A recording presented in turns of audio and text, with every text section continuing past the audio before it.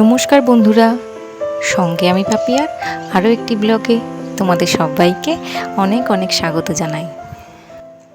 আজকে হচ্ছে সোমবার, তাই সকাল থেকে অনেকটা ব্যস্ততা রয়েছে। ভোর থেকে উঠে অনেকগুলো কাজ সারা হয়ে গেছে।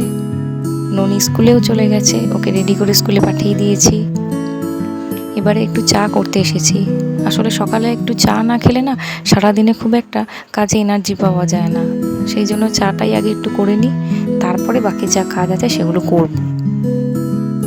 আসলে আমাদের হচ্ছে সব কিছুতে একটা নির্দিষ্ট রুটিন মাফিক কাজ করতে হয়। এই রুটিনের একটু এদিক ওদিক হয়ে গেলে না সমস্ত কাজ একবারে ব্যালেন্স হারিয়ে ফেলে। প্রত্যেকটা সংসারে নির্দিষ্ট রুটিন এবং ডিসিপ্লিন যদি থাকে না, তাহলে সংসারের কাজগুলো খুব স্মুথলি করা যায়।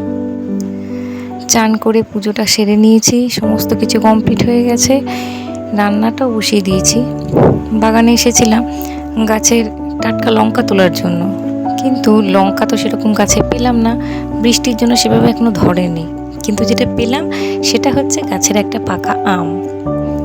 দেখো এখনই পড়লো আমটা, আবার ফেটেও গেছে।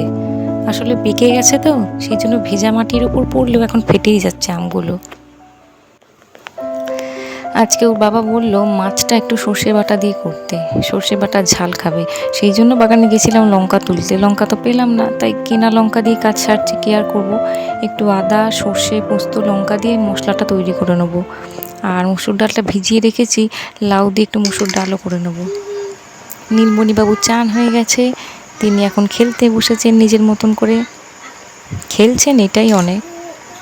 কারণ কখন যে কি করে বসে তার কোনো ঠিক থাকে না। আর এই দিকে দেখো, রান্নাঘরের দরজায় আর এক অতিথি এসে হাজির হয়েছে। ঘরে ঢোকার সাহস নেই, চৌকাটাতেই খাচ্ছে। প্রতিদিনই আসে, তবে রান্নাঘরের দিকে নয়। আজকে দুপুরের মেনু হচ্ছে আমার লাউ দিয়ে মুসুরির ডাল।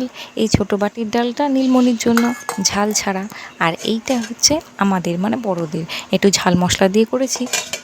আর হয়েছে একটু কাঁটা চচ্চড়ি, অর্থাৎ একটু পুঁই শাক, একটু কুমড়ো, একটুখানি কাঁঠালের বীজও ছিল, সেই দিয়ে কাঁটা চচ্চড়ি করেছি। আর এই হচ্ছে মাছের সর্ষে পোস্ত, সর্ষে বাটার ঝাল, বেশ খেতে ভালো লাগে। একটু পেঁয়াজও দিয়ে দিয়েছি। অন্যান্য দিন বিকেলবেলায় তো ভাই বোনে খেলতে বেরোয়, কিন্তু আজকে এত বৃষ্টি হচ্ছে, সেই জন্য ওরা কেউ বাইরে যেতে পারলো না। আর ননির এখন ইউনিট টেস্ট চলছে, সেই জন্য ননি বললো তাহলে আমি পড়তে বসে যাই। ননি পড়তে বসে গেছে, সেইটা দেখে নীলমণিবাবু পাশের ঘরে বই খাতা নিয়ে একদম রেডি হয়ে গেছে। আজকে ব্লগটা এখানেই শেষ করছি। ভালো থেকো সবাই, টাটা।